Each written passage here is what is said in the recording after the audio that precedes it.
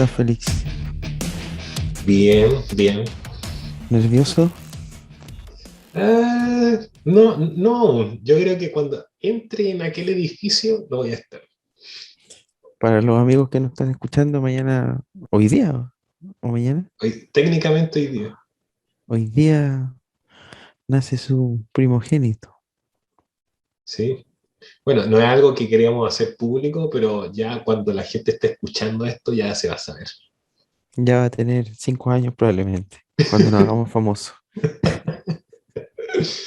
Sí, mira, yo no me quiero, no he querido generarme expectativas, vivirlo nomás, sí. Está bien, No predisponerme a nada. está bien. Y interesante, un chiquillo que van a hacer en medio de eh, una situación excepcional en nuestra historia, como para introducir. Un hijo del cambio. ¿Sí? Hijos de, de transiciones. Es Mm, algo que me fascina dentro de lo que estoy estudiando en mi tesis, los procesos de transición en Chile. ya. Y yo, a ver, son cosas obvias, pero hace un tiempo estaba revisando un programa de televisión que había repasado como la historia de Chile en el siglo XX, y ahí caí en la cuenta de que yo mi escolaridad o aprender a socializar con otra gente, meterse en el mundo de la vida, por así decirlo, así como de conocer gente diferente a ti, como decir, la educación en el colegio, aprender a leer y todo eso, yo lo hice en medio del año plebiscito. Mm, Empecé mi escolaridad viendo al frente mío al país cambiar, salir de una dictadura. Cuático. Sí. Entonces eso es Algo, como una generación a otra, cómo va sucediendo y van naciendo generaciones en medio de transición. algo tiene que marcarnos eso. Y hablando de las transiciones y de las épocas excepcionales, bueno, voy a citar al filósofo italiano de origen armenio Giorgio Agamben. El pelado va a cambiar. No sé si estará vivo todavía. Ahí tú, el dedo rápido, pues, Está vivo Félix, todavía. el dedo rápido. El estado de excepción era un dispositivo provisional para situaciones de peligro. Hoy se ha convertido en un instrumento normal de gobierno, con la excusa de la seguridad frente al terrorismo se ha generalizado. Fin de la cita. Lo que quiere decir Agamben en esta cita muy densa, muy pesada y que requiere muchos elementos teóricos previos como para poder entenderla, es que la excepcionalidad política se ha vuelto la regla política. O sea, dejó de ser excepción, pero se Dejó invoca de como ser tal. exacto porque la excepción, o sea, porque el peligro, en este caso del terrorismo, o el peligro de las consecuencias de un tsunami, o el peligro de un estallido social 2.0, han hecho que la excepción sea la norma. Y para los que no saben, el estado de excepción es una atribución que tiene, en nuestro caso, el mandatario y que tiene que ser ratificado, si no mal entiendo, por el Congreso, em, de poder excepcionar ciertos derechos fundamentales y ciertas normas, de modo de que el gobierno pueda tener una mayor soltura para tomar decisiones que en un contexto normal no podría hacerlo con esa soltura. Sabemos que parece que actualmente estamos en estado de emergencia o de excepción en las noches. Estado de excepción. Estado de Sí. excepción.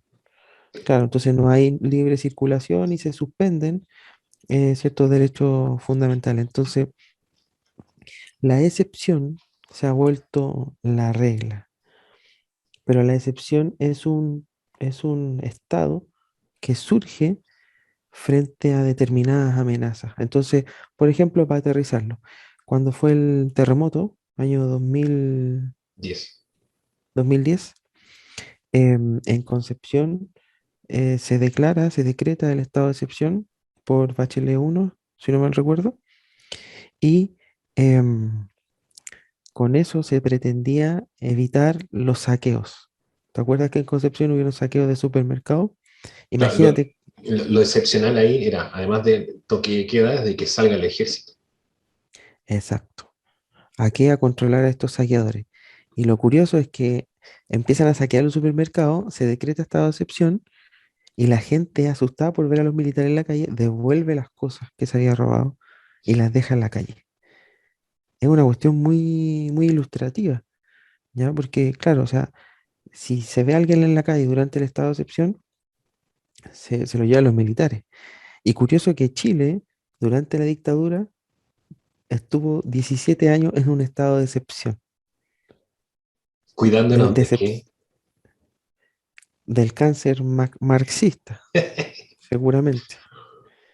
Em, entonces es curioso y quería empezar con esa cita acerca de la excepción y la norma. Félix, ¿Chile está en un estado de excepción hoy por hoy? A ver, legalmente sí, y se está discutiendo si vamos a salir o no, pero sabiendo, ya conociendo el tono de tu voz, sé de que no me estás preguntando por eso. ¿Está en un estado de excepción?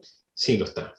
Lo está porque de forma inédita, yo siento, a ver, para ser justo, desde antes del estallido social, porque que en algún momento creo que dije que me incomoda ese concepto, ya se estaba haciendo sentir cómo se imponía una opinión masificada, no mayoritaria, pero masificada, de descontento respecto a varias áreas de la vida de las personas, la, las pensiones, la violencia contra la mujer, etcétera.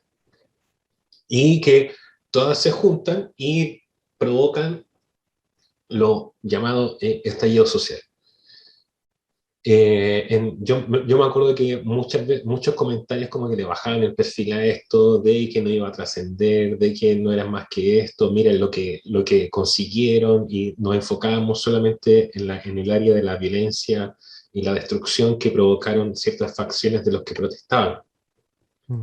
Eh, pero siempre como que se le bajaba el perfil. Hasta que comenzó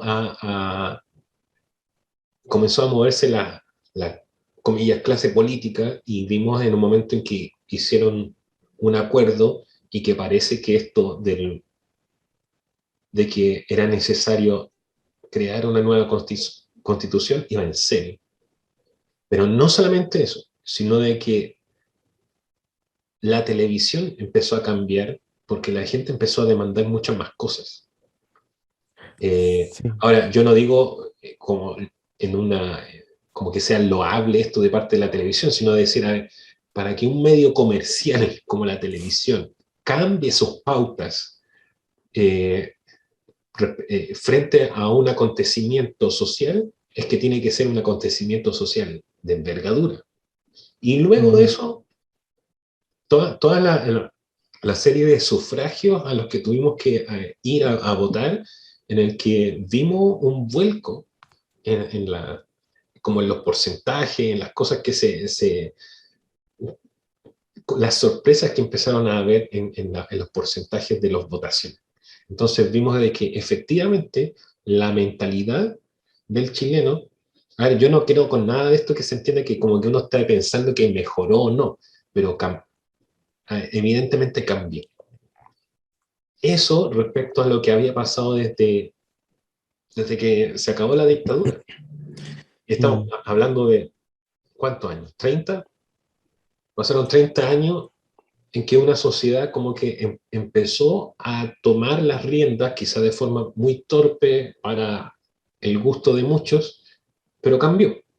Y eso mm, es excepcional respecto a nuestra historia, porque esto no pasaba desde hace, a ver, 30 más 17 de la dictadura y hacia atrás. mm, Porque para terminar esto me llamaba la atención algo que escuchaba de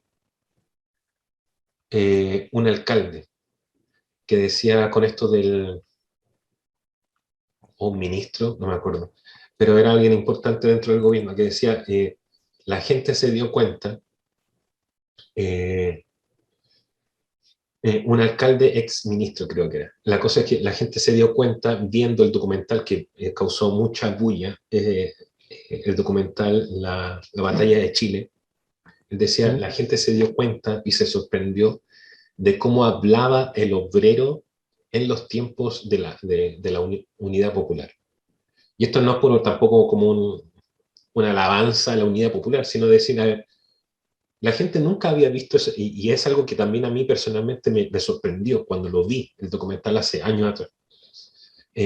La batalla de Chile primero porque es un documental importantísimo en la cinematografía mundial y primera vez ahora que se ve en televisión. Y entonces este alcalde, después voy a ver quién era, pero decía, la gente se sorprendió porque vio cómo ellos tenían poder de opinión, cómo ellos Ujú. podían hablar de corrido cosas que tenían que ver con la sociedad y que no tenía que ver con que ellos fueran personas muy, muy educadas, sino que tenían poder de análisis, tenían poder de opinión, de levantar la voz en medio de un cabildo y de decir las cosas de corrido sin tener que ir al monosílabo o no tenían opinión.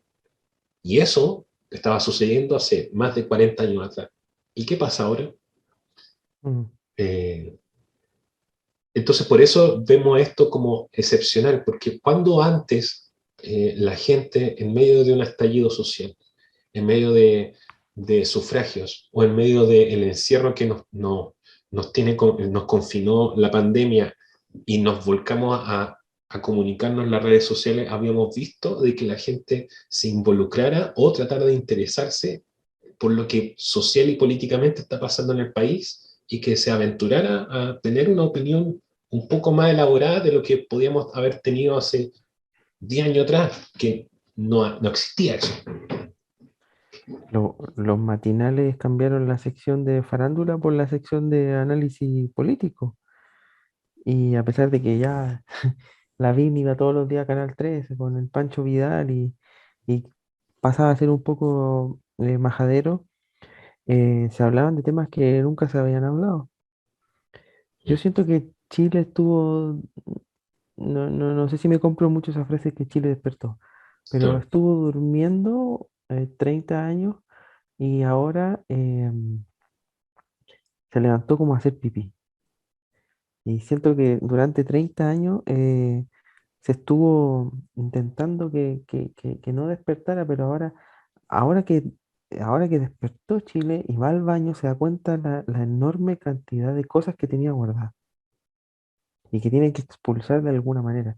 Y siento que el estallido social o esas ráfagas de violencia son productos de aguantarse tanto tiempo cosas que no se dijeron, cosas que no se expresaron y una forma, si tú quieres, muy rudimentaria de involucrarse en la realidad social, pero es una forma, y muy mala y muy destructiva, pero es la forma rudimentaria o la forma desde un punto de vista darwinista, no se confundan, no soy darwinista, pero una forma poco evolucionada como el primer rango del ser social chileno, la violencia.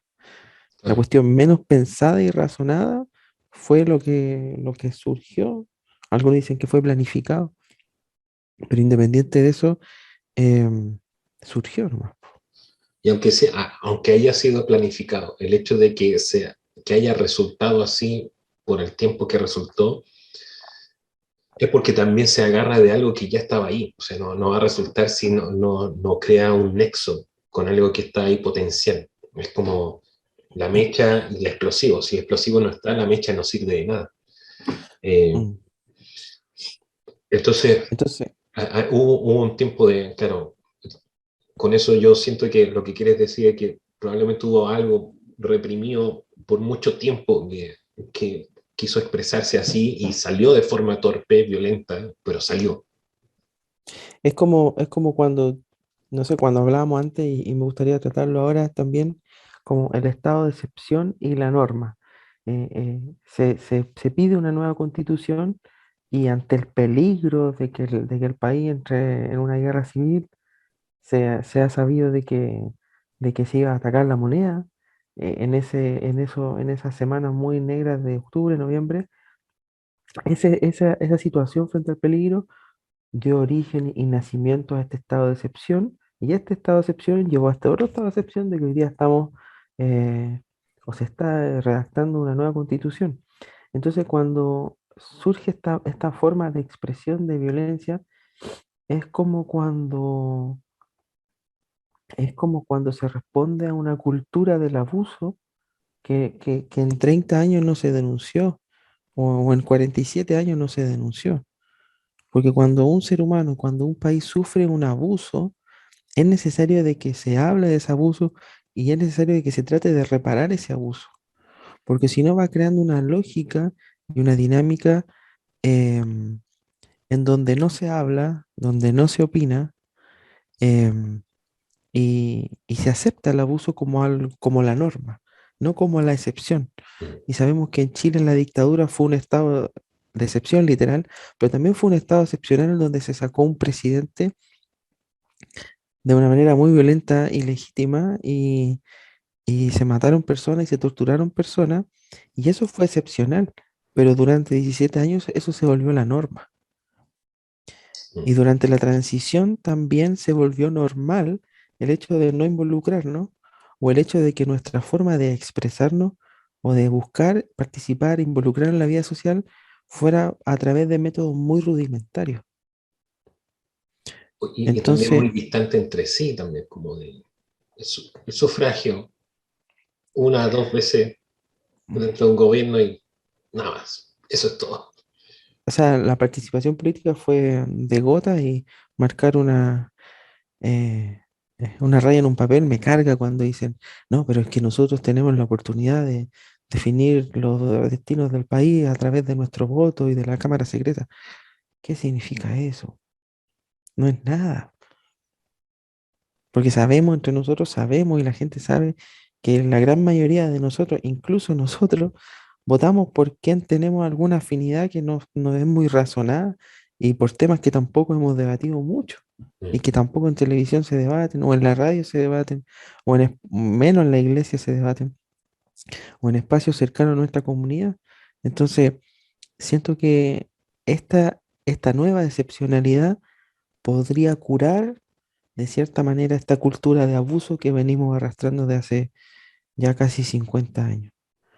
Porque la mejor manera de curar un abuso es primero hablando del abuso y luego tratando de repararlo por medio de la corrección a ese abuso. Y además que Porque no es, entender de forma, no sé si la palabra es compasiva, pero entender que uno de los primeros síntomas va a ser, si no la introversión exagerada de lo que me sucede, o todo lo contrario, y que de hecho yo creo que a nivel social se dan ambas, y se dieron esta introversión de decir, mira, me abusaron tanto, de diferentes formas, porque cuando uno dice abuso y lo asocia a dictadura, uno piensa solamente en tortura y muerte, pero en verdad socialmente pasaron muchas otras cosas más, sí, se atrofió. o se normalizaron formas autoritarias de dinámicas sociales que son abusivas en el largo del tiempo. Pero entonces, para qué voy a presentar mi opinión? Porque también puede provocar que en cualquier momento esto se pueda radicalizar. Entonces mejor me callo. Ese era como el pensamiento. Aquí no se habla de política. ¿Por qué? No, porque siempre terminamos peleando. Entonces se entendió de que era como automático. Hablar de política, pelear. ¿Sí? Entonces mejor no hablar. Y que de esto se encarguen los que saben. Pero los que saben son los que han hecho o carrera política dentro de instancias deliberativas o profesionales y de pituto, fin. Pero el hombre común y corriente, que se supone que no es tan político, no se mete. Entonces me reprimo Mm. eso, lo guardo porque, ¿para qué? ¿Para qué? Porque incluso si yo llego a hablar de mi opinión, alguien me va a poner la pata encima, nos vamos a poner a pelear, ¿no? O la otra extremo, porque no estoy tan seguro que lo que estoy diciendo sea correcto, además, poco. porque también necesito una palabra rectora. O sea, para yo saber si estoy en lo correcto o no, necesito a alguien que me diga si está correcto o no. Y la otra, el otro síntoma o la otra forma de comportamiento que manifiesta un estado de abusivo anterior es de que yo estoy en rebeldía, busco violentar algo, Mm, porque, porque reprimí todo eso y ahora quiero levantarme en contra de eso. Sea de que mm, tenga a mi enemigo al frente o no, pero ya no importa, necesito votar. Pero también pensar de que el resultado de ese estallido social, porque a veces solamente se habla también de la violencia, pero quedó claro en el plebiscito para votar la aprobación o el rechazo a la Constitución de que no se trataba de la gente solamente que salió a hacer protesta o que fue a hacer protestas y además a generar violencia, porque eran las dos partes. No, no podemos pensar que la gente, toda la que salió a protestar fue todas las que provocaron incendio y desmán y cosas así. Eh, el voto del plebiscito fue decidor, de decir, no, la gente sí quiere participar. En la medida que tú les das la instancia y se hace esto algo relevante para todos, la gente sí participa. mm. Ahora, más allá de que te guste o no su opinión, esa es otra cosa. Pero yo creo que ese, ese, esa alta participación fue importantísima. Porque, claro, de cuándo antes había sido tan masivo una votación o había sido tan dramático ir a votar. Y ahí se me vienen flashback de todo el material que he estado revisando de noticieros, de cuando filmaban y grababan el plebiscito del sí y el no. Eh, lleno en todo, a la gente igual con miedo, Mm. N suspicacia, incertidumbre, pero fue igual. Entonces, claro, pensar de que estamos viviendo un momento excepcional. Eh, y de lo que tú dices que siempre se... Yo me acuerdo que el año pasado se leyó mucho a Agamben por esas palabras que tú leíste. Eh, porque claro, los gobiernos tienen que instituir algún enemigo en el cual yo tengo que crear convocatoria para poder definirnos en contra de algo. Y que aquí el Mm. terrorismo era lo que en nuestra época, de estos últimos 15 años a nivel internacional, ha definido la capacidad de convocatoria o el intento de convocatoria de los gobiernos para decir, bueno, tenemos que crear una situación excepcional para tomar decisiones excepcionales y, y, poder aplacar un poco la gravedad de esta osadía, llamándolo Mm. estado excepcional y justificándome de delante de la población para poder hacerlo sin levantar mucho puerto. Y aquí quiero dar un giro para que hablemos de los enemigos internos, de lo que hablábamos antes, porque curioso, yo escuchaba la otra vez a la Cosa Nostra, programa del cual me considero un fan, y hablaban, claro, de que el poder sagrado, la carga mesiánica positiva de toda la concertación duró precisamente hasta cuando se muere Pinochet, quien era este enemigo en común frente al cual nosotros nos uníamos, votemos por la DC, votemos por Frei, votemos por Lago, votemos por Bachelet, porque tenemos un enemigo en común, y ese enemigo en común es Pinochet. Pero cuando muere Pinochet, al periodo siguiente, subsiguiente, Claro, empieza a perderse este enemigo en común y empieza como a difuminarse este panorama entre eh, lo bueno y lo malo, en esta dialéctica súper sucia. Y sale Piñera. Y ahora la izquierda se ha aunado se ha reunido en torno a este discurso en contra de Piñera, pero ya Piñera va de salida. Entonces la pregunta es, si sale Boric, ¿quién va a ser el enemigo? ¿Quién va Y a poder, cuál va a ser el símbolo frente al cual se van a reunir y frente al cual se van a convocar las masas para inaugurar un diálogo o un relato cultural, un relato sobre el cual se sostenga el principio rector del gobierno de los próximos 4 años y el principio rector de la nueva constitución?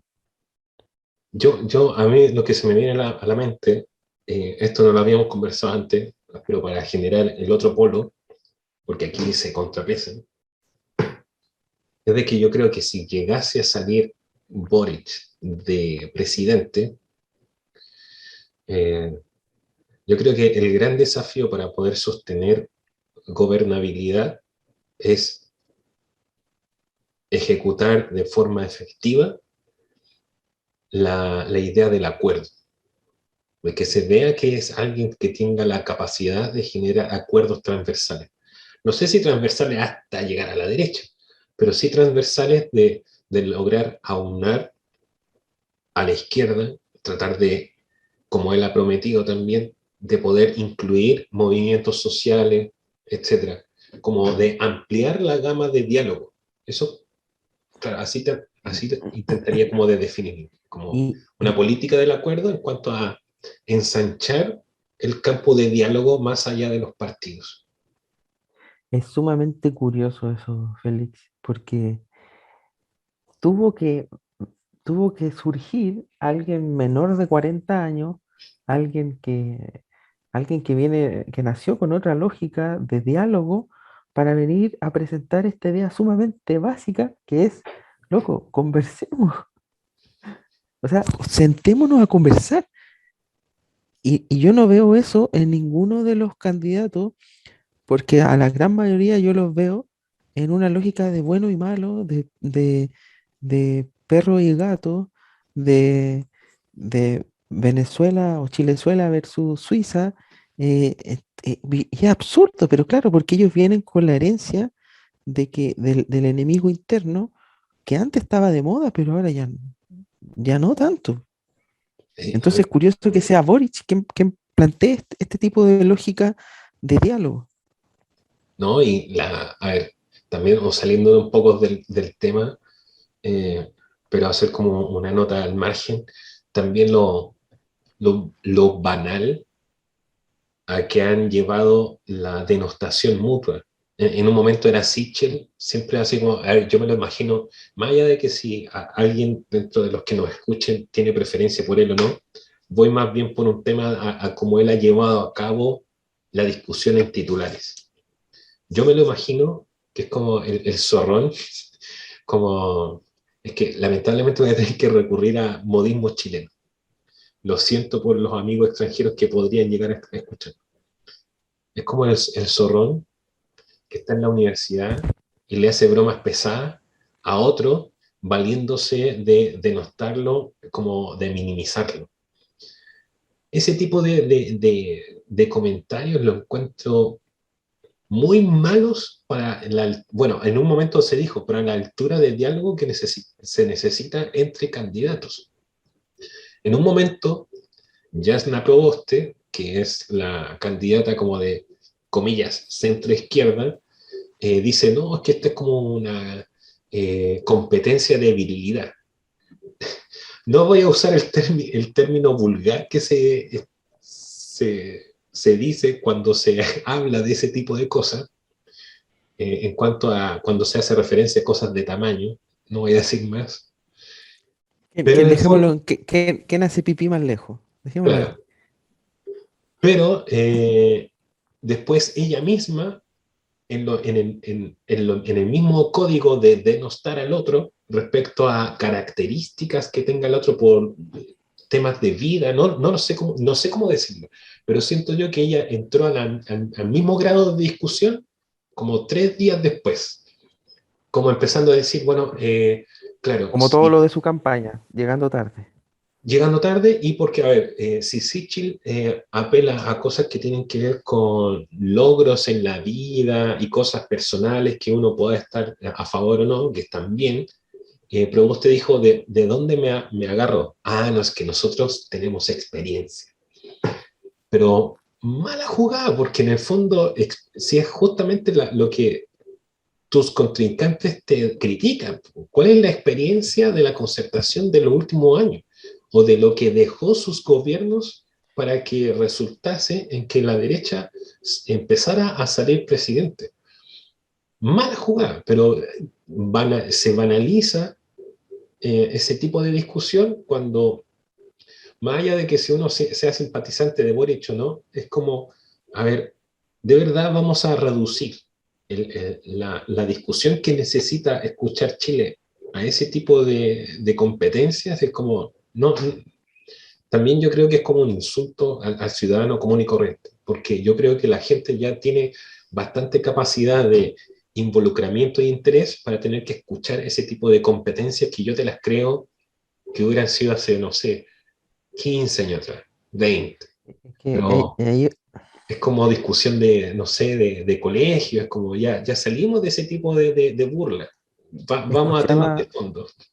a unos comentaristas que decían, no me acuerdo si fue Mirko Macari o Mayor, pero uno de ellos dos decía que, claro, que Sichel fue a buscar al voto cincuentón, a ese que en el fondo de su corazón le molesta que alguien que nunca ha trabajado, eh, cayendo en esa caricatura, sea presidente de Chile. Pero vuelvo a insistir, ahí eso es como, como tú decías, volver a la lógica de la transición, a la lógica dictatorial, a la lógica vieja de hacer política. O sea, no es que tú no eres válido, así que yo soy válido. Mis experiencias vitales son mucho mejores que las tuyas. Por lo tanto, yo creo que uno puede decir, ya fue caer bajo, pero creo que fue muy audaz, se arriesgó Sichel o el equipo de Sichel al plantear eso, fue muy audaz porque o le resultaba o no le resultaba, pero fue a buscar votos y Jasna Proboste se dio cuenta que, claro, o sea, vamos a buscar votos por ese lado, porque tú decís, bueno, quizás representa la vieja política, pero fueron audaces y fueron a buscar votos y yo creo que los consiguieron en cierta medida, como argumento, digo yo. Bueno, y ahí volviendo a tu pregunta, claro, yo creo que un polo es de que el voto que se inclina más hacia la izquierda, en general cualquiera, el desafío es de que construyan una gobernabilidad basada en los acuerdos. Eso por un lado. Por el otro lado, lo que yo veo es de que está tomando auge, como lo que conversamos también en la semana respecto a lo que está pasando en otros países, sobre todo lo que pasó hace poco, hace unos días atrás, no, en Argentina, eh, y las voces que se están levantando también, en que se está radicalizando la derecha, y que en el caso nuestro nacional, la misma derecha se está minando a sí misma en esa radicalización. El escenario posible es de que si sale Boric como presidente, hay una facción dentro de la derecha que va a tener una carta muy precisa dentro de su facción para pisotear a la otra derecha. En este caso es como la, para mí, justo eh, mal llamado republicanismo, porque yo no creo que eso sea republicanismo, pero que va a tener la carta ahora, más allá de que si sea minoritario o no en porcentajes de votos, pero que se está agarrando fuerza y de que si pierde la derecha va a tener todo el argumento para echarle la culpa a la otra derecha de que ellos son los culpables de que ahora la izquierda radicalizada, entre comillas, según el candidato Cast, haya salido victorioso. Eh, Mm. y obviamente, como vamos a estar cada vez más cerca de el fin del proceso constitucional, yo siento que se van a ser más fuertes como los temores y las incertidumbres respecto al resultado. Entonces yo siento que el otro polo es, claro, inventar ese enemigo y alimentar ese miedo. De que incluso, o si Boris sale presidente, de que el miedo de que la izquierda se quede en el poder, o segundo, si sale un candidato de derecha, de que pueda agarrar mayor fuerza, porque se siente como que la Convención Constitucional es un movimiento de izquierda. Entonces, el temor de que agarre muchísimo más fuerza. Entonces, es como, en el fondo, seguir alimentando ese miedo y de que se supone que el gran enemigo de la sociedad efectivamente se transforme en esa, comillas, izquierda, pero que no se hable de temas de fondo. Es como yo planteo mi discurso político en contra de la otra facción política. Y en eso se Mm. reduce todo lo que socialmente deberíamos discutir. Curioso porque en un libro de Huxley, el hermano de Huxley, no me acuerdo su nombre bien, pero era un libro que se llamaba Fines y Medios, creo. Decía que las tasas de suicidio bajan cuando los países están en guerra porque el enemigo interno se externaliza. Y es curioso que la lógica de los debates políticos internalice todo el rato a los enemigos. O sea, hemos llegado, o sea, nosotros mismos somos nuestros enemigos. Y esa cuestión es como súper perversa, ¿ya? Es una lógica perversa que jamás nos va a permitir avanzar.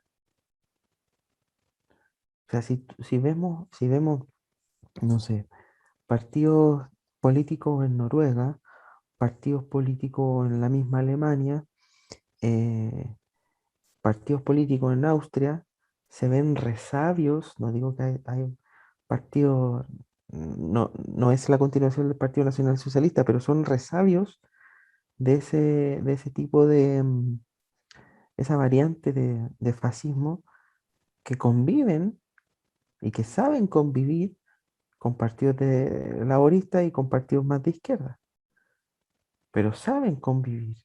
Mm. Diciendo que acá en Chile no tenemos nada muy parecido a lo que vivieron esos países, que tuvieron guerras mundiales, experiencias realmente traumáticas, se sientan a conversar. Acá nosotros digamos, no, yo con ellos no me siento a conversar. Y aquí quiero hacer el punto canuto porque debiésemos nosotros ser aquellos pacificadores que dicen, oigan, sentémonos a la mesa a conversar. No es que yo con comunistas yo no me siento. No es que yo con fachos yo no me siento. No es que yo con este que está a favor del aborto yo no me siento. Yo que el que está a favor del matrimonio homosexual yo no me siento a conversar. Ah, pero entonces, hermanito, usted se le olvidó la gracia que tuvo el Señor cuando lo llamó y el Señor se sentó a conversar con usted. No solo se sentó a conversar con usted, sino que conversó, lo escuchó, le sanó su herida, lo restauró por completo, le abrió todo el pañal y le limpió toda la caca que tenía y con la que venía y además le limpió el vómito. Y lo vistió y lo sentó a la mesa y más encima le dio de comer. Pero resulta que usted no puede tener la misma misericordia ni la misma gracia y sentarse a la mesa con otro. Iba a subir un post, pero después lo subo.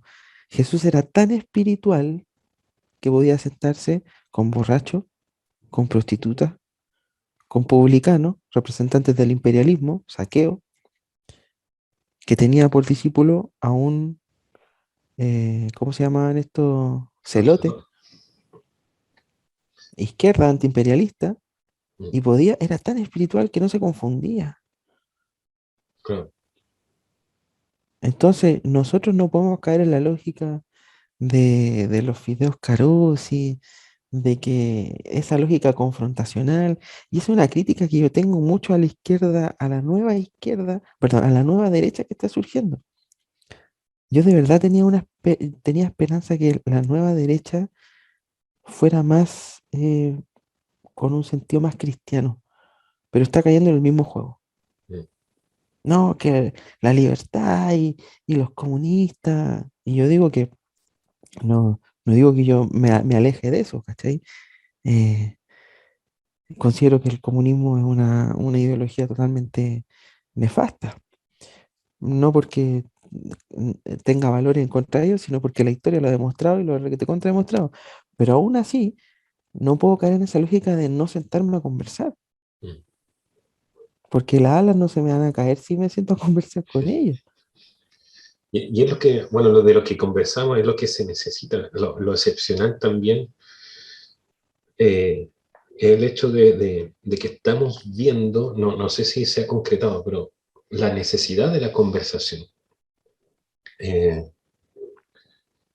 lo que te compartía un poco de, veo también en medio de la hermandad, algunos que ven que en sí mismo, en sí misma a la convención constitucional como malas, como que lo totalizan y es como que esto no debería existir y esto está mal Claro, y ojalá que en lo posible cada vez más vayan cayendo convencionales porque han hecho todo mal.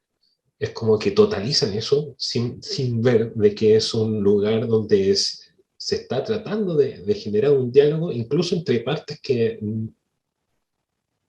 son contrarias. ujú, Eh, pero que es necesaria el sentarse a conversar. Con esto no es de que veamos de que la convención ha sido lo mejor que le ha pasado a Chile últimamente o que va a salir un documento escrito de una nueva constitución así, pero perfecta y maravillosa. Lo que yo sí veo era de que era necesario que pasara esto. El hecho es de también saber de que no podemos sentarnos en esta metáfora que tú haces, no podemos sentarnos a la mesa esperando de que todo lo que resulte de ese diálogo sea como a mí me gusta. exacto. Y de que lamentablemente bueno, no sé si lamentablemente, yo creo que lo, lo normal, lo, lo que es esperable, es de que las cosas no salgan tal como yo las esperaba, o como al otro le gustase que salgan. Pero eso es parte de la vida. Ujú, Y lo voy a decir así también, adelantando un poco una idea. Era justo que existiese una convención constitucional. Ahora, ¿cómo resultó y quiénes la componen? A nuestro gusto o no, esa es otra cosa. Pero tuvimos 30 años para ver si efectivamente esto estaba bien hecho o no, o si tuvo resultados justos o no. Si ahora el resultado a alguien no le gusta, bueno, hermano, le invito a pensar en qué estuvo ocupado usted, sus líderes, su congregación, su denominación y todos sus hermanos estos últimos 30 años. Aparte de las labores piadosas que se suelen hacer siempre en las congregaciones.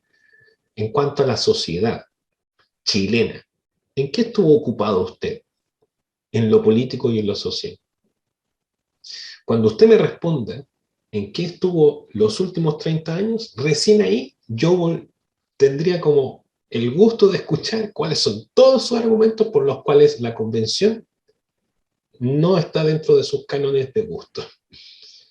Entonces, siento yo que es hipócrita y, y bastante floja la argumentación de simplemente con todo el empacho sentarse a decir de que la convención eh, está siendo nociva para nuestra nación por las cosas que se supone que allí podrían aprobarse. El tema no es de lo que está sucediendo ahora, es dónde estuviste tú hace 30 años atrás, dónde estuviste ujú. tú hace 20 años atrás, dónde estuviste 10 años atrás. ¿Estabas sentado en una mesa solamente discutiendo la ley de culto? ¿Eso era todo lo que te importaba en la vida nacional? Y ahora recién, hace 2 años atrás, o menos de 2 años atrás, te viniste a dar cuenta que quizás la convención tenía un origen ilegítimo, O que si para ti es legítimo que había personas que no estaban de acuerdo con eso y que podría ser un problema, entonces siento yo de que más allá de el cómo se dieron las cosas, si fue violento o no, si trajo crisis, una crisis económica o no, el tema es, ¿acaso nuestra nación no era justo que necesitaba instancias que de forma voluntaria u obligada nos llevasen a encontrarnos para dialogar? No dialogar de forma, de este punto de vista como burdo que se tiene en cierta cristiandad, en que el diálogo es como una cháchara en la cual nosotros perdemos el tiempo eh, eh, gastando saliva escuchando al otro, porque en verdad lo que nosotros tenemos que hacer es callarnos y escuchar que se supone que va a bajar como un mensaje de la nube 336 que justo iba pasando por acá y nos va a caer el mensaje. A ver, yo creo en la revelación. El tema es de que la revelación en un momento baja y nosotros tenemos que, como mayordomos, entrar a ponernos de acuerdo para ver entonces cómo le hacemos para poder administrar lo que recibimos y bajarlo a nuestra área común y silvestre de la vida de rutina, de que pasan cosas en la vida física, Mm. material, etcétera. Entonces, dialogar de verdad, como tú decías, como de la persona que tiene una experiencia diferente a mí. Tenemos que definir nuestro rol como iglesia en los próximos años en Chile.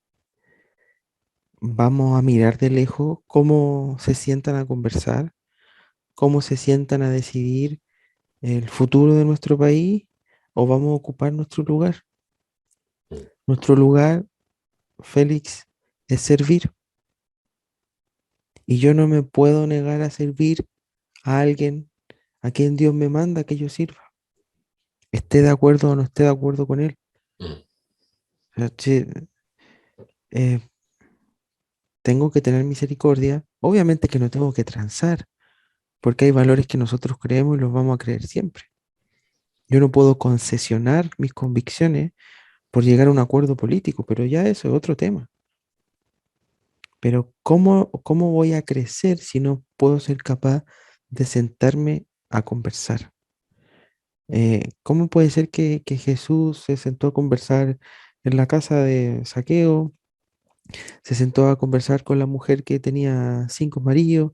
Le dijo, ya, a ver, pero conversemos. Ahí aplicó profecía y le dijo, bueno, tú has tenido 5 maridos, y fue a la raíz del asunto. Eso es lo que nos falta a nosotros, sentarnos a conversar. A ver, ¿qué pasa con los comunistas? A ver, cuéntame. Ya, pero mira, hagámoslo de tal manera, expongamos nuestras verdades, aprendamos a exponer nuestras verdades,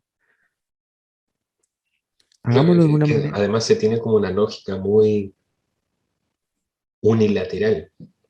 Cuando claro, expongamos nuestras verdades, ya, pero si yo quiero exponer mi verdad, el otro se tiene que callar y escucharme tal cual yo le tengo que decir las cosas, y si no me hace caso, entonces que caiga el juicio sobre esa persona porque no escuchó y no hizo tal cual yo le dije que tenía que hacer.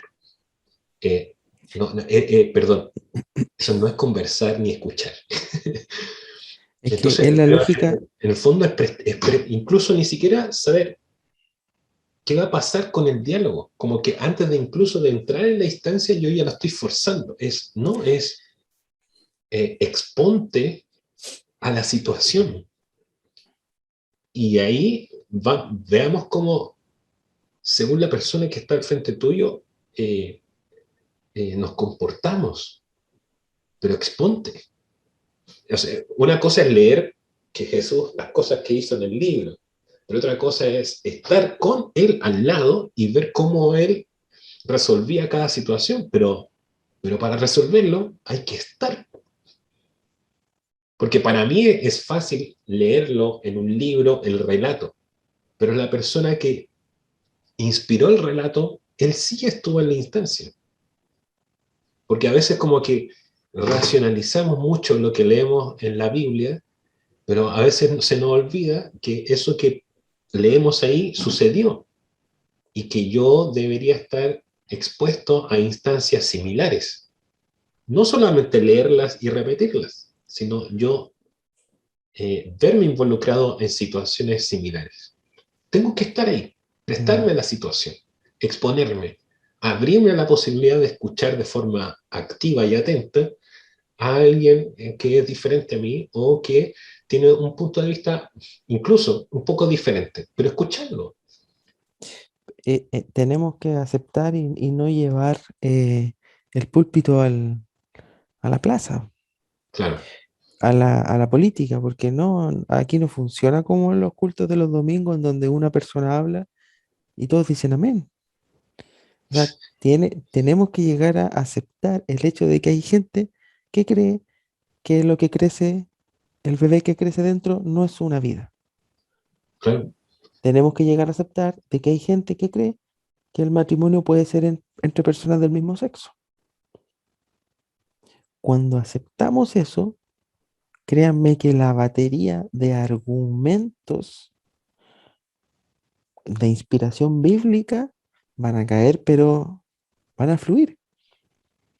Pero si nos cerramos a conversar, nuestro argumento va a ser, bueno, porque lo dice la Biblia. Y no digo que ese argumento sea malo, pero, o sea, no es un argumento en sí mismo. ¿No? Y no Por- solamente, suponte que se promulgan y se legalizan cosas a las cuales nosotros valóricamente estamos en contra. ¿Eso te anula a ti aún así todavía servir a la sociedad o de generar instancias paliativas frente a aquello?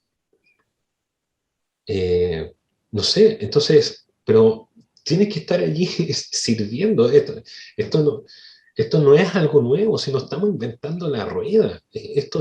A ver, es una idea similar, la compartimos hace como 2 o 3 capítulos atrás, escrita por Casiodoro de Valera, o sea, perdón, de leída por Valera, escrita hace como eh, 5 siglos atrás. Ujú. A ver, son gente que ya entendía hace rato, si no estamos hablando de cosas como que hay que esperar una revelación para entenderla, esto ya está ahí. El hecho es, otra cosa es llevarla a cabo y terminar con el doble discurso. No de decir de que intencionalmente somos hipócritas, etcétera, sino que a veces está incluso en nuestra cultura. El hecho de no darnos cuenta que una cosa es lo que decimos y otra cosa es lo que no practicamos, eh, porque no estamos acostumbrados. Entonces leemos la situación ahí, pero no la practicamos.